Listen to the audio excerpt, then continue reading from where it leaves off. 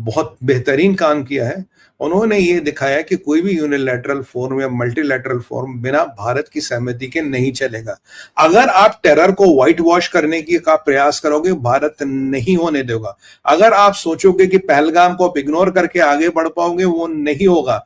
Bharat single handedly SCO को block करके जो तुम्हारा सो कॉल्ड कंसेंसस है इसको तोड़ सकता, अगर भारत के हित मेट नहीं होंगे। भारत कॉम्प्रोमाइज नहीं करेगा, भारत झुकेगा नहीं। और अगर ये बताइए, ये मैं आपको बताऊं, टेरर नैरेटिव को राजनाथ जी ने एक्सपोज किया। ये जो चाइना और पाकिस्तान का ज्वाइंट वेंचर था आतंकवाद को लेके, इसको राजनाथ जी ने एक्सपोज किया और ये बताया है कि टेरर को ग्लोबल फोरम्स पे भारत लेजिटिमाइज होने नहीं देगा। Bharat will not let terror to be legitimised on global forums. ये भारत का नया रिजॉल्व है। भारत डिफेंस में बिलीव नहीं करता। भारत अब ऑफेंसिव डिफेंस में नहीं कि प्रीएम्प्टिव डिफेंस में बिलीव करता है। तुम्हें जाके पहले मारेगा, उसके बाद बताएगा। भारत ने जो दिखाया है कि तुम्हारा प्लेटफॉर्म कुछ भी हो, तुम्हारी चीज कुछ भी, तुम आइडिया कुछ भी डालना चाहते हो, अगर भारत के हित में नहीं होगा, भारत पेपर पटकेगा। वो ये लेते हैं मेरे पेपर, मैं चला। ये पहले नहीं होता था। ये आप बताइए, ये अगर आप ग्लोबल फोरम्स में यूनिटी के नाम पे, कंसेंसस के नाम पे सच को दबाने की कोशिश करोगे, भारत ये होने नहीं देगा। और अगर आपको लगता है कि आपका नैरेटिव चलेगा क्योंकि फोरम आपका है, जो चाइना और पाकिस्तान को भ्रांति थी उसको भी आज हमने ध्वस्त कर दिया। नैरेटिव फोरम किसी के भी बाप को नैरेटिव नहीं चलेगा। और ये भारत का बाइकॉट नहीं है जो आज हुआ है, ये भारत ने अपनी मोहर लगाई है। ये हुआ एससीओ में।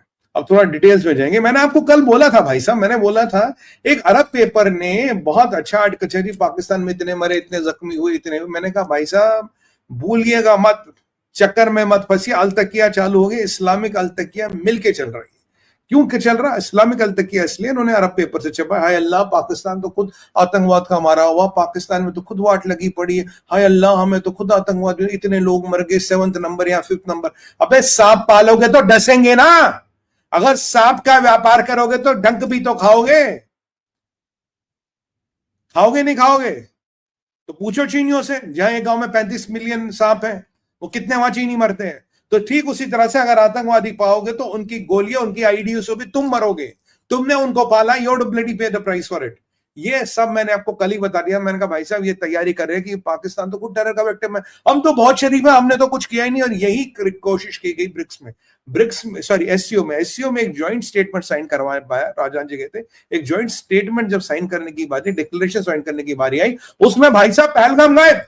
उसमें पहलगाम को गायब करके, जैसे पहलगाम में कुछ हुआ ही ना, पहलगाम में कुछ मरा ही ना, हमारे 26 भाइयों का खून ना बहाओ, उसमें बलोचिस्तान और बीएलए को डाला गया। याद कीजिए कल का जो अरब न्यूज का आर्टिकल था उसमें भी बलोचिस्तान, तहरीक तालिबान और वो डाला गया था, और आईसिस खुरासान। मैंने कहा भाई इनके राजनीति चल रही है। बताइए कल बताया था आपको? नहीं बताया था। कल मैंने आपको बताया था, I am seeing something, this is just a cover up to make that Pakistan in himself a sufferer of terrorism. और यही इन्होंने एससीओ में करना चाहा, इसी चीज को इन्होंने एससीओ में आगे चलाना चाहा। भारत ने एक मना कर दिया कि we walked out of that, we did not sign that joint declaration, क्योंकि हमारे हिसाब से हमारी चीजों को वो एड्रेस नहीं करता। ये भारत की एक पैसिव डिप्लोमेसी होती थी एक टाइम में, मोदी जी से पहले या कुछ साल पहले एक पैसिव डिप्लोमेसी भारत की होती थी। हाँ ठीक है, वो बोलेंगे हम रिएक्ट करेंगे, वो बोलेंगे हम। अब वो पैसिव डिप्लोमेसी का समय खत्म, over. No passive diplomacy. It is very active, it is preventive, or it is preemptive, and it is very enforcing diplomacy. It's my way or highway. Take my way or fly the kite. Bharat अब stand alone, अकेले खड़ा होके मैं डरता नहीं है। अगर भारत ये नहीं सोचता कि अगर मैं अकेले खड़ा होगा यार मुझे कॉम्प्रोमाइज करना पड़ेगा, मुझे लोगों के साथ ये करना पड़ेगा, तो भारत कॉम्प्रोमाइज करने नहीं करता। अगर अकेले खड़ा होना है, एससीओ में खड़ा होना है, देखिए कल डोवाल साहब ने ठोका था इनको वहीं पे, आज राजनाथ सिंह जी ने उनके मुंह पे कागज मारा, बोला ये ले तेरा कागज में जा।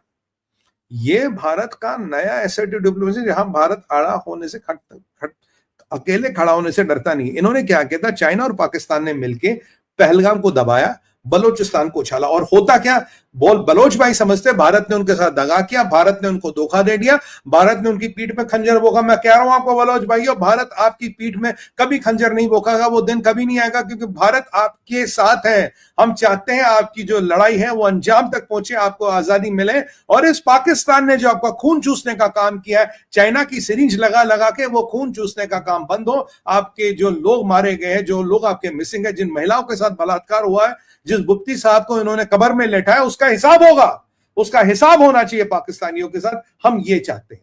और इन्होंने क्या कहा, एससीओ के बहाने पहलगाम आउट, बलोचिस्तान इन, भारत का मोहर। आप बोलेंगे देखो जी भारत सपोर्ट्स बलोचिस्तान, मतलब पहलगाम में कोई नहीं मरा, किसी का खून नहीं मरा। क्यों? हिंदुओं का खून इतना सस्ता पाकिस्तानियों, भारतीयों का खून इतना सस्ता है, हिंदू का खून इतना सस्ता है। तुम्हारे चिमगादड़ चीन ने तुम्हें ये कह दिया हिंदुओं का खून इतना सस्ता है कि तुम कुछ भी बोलोगे and you bloody get away with it. नहीं, ये अब नहीं होगा। ये भारत बदल चुका है, भारत अब ये सब नहीं होना चाहिए।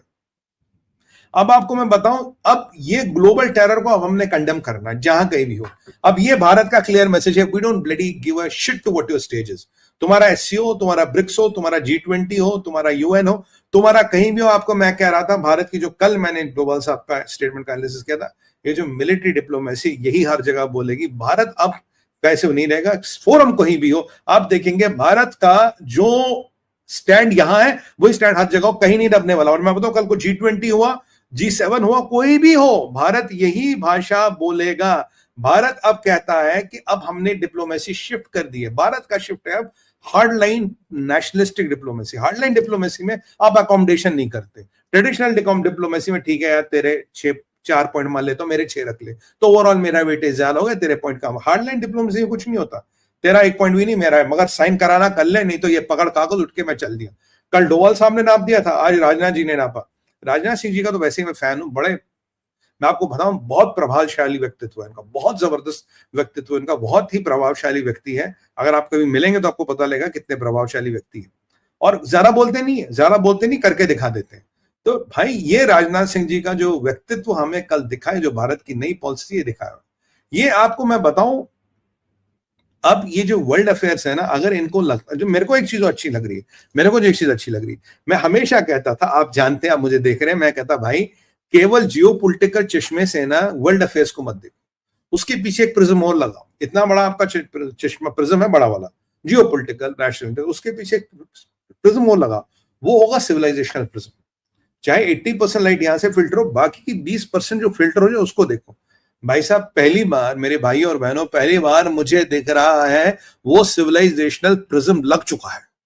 ये जो भारत अब कह रहा है ना, नहीं, हिंदू का खून भाग के आजाद, मतलब you can not bloody have your life, ये नहीं है।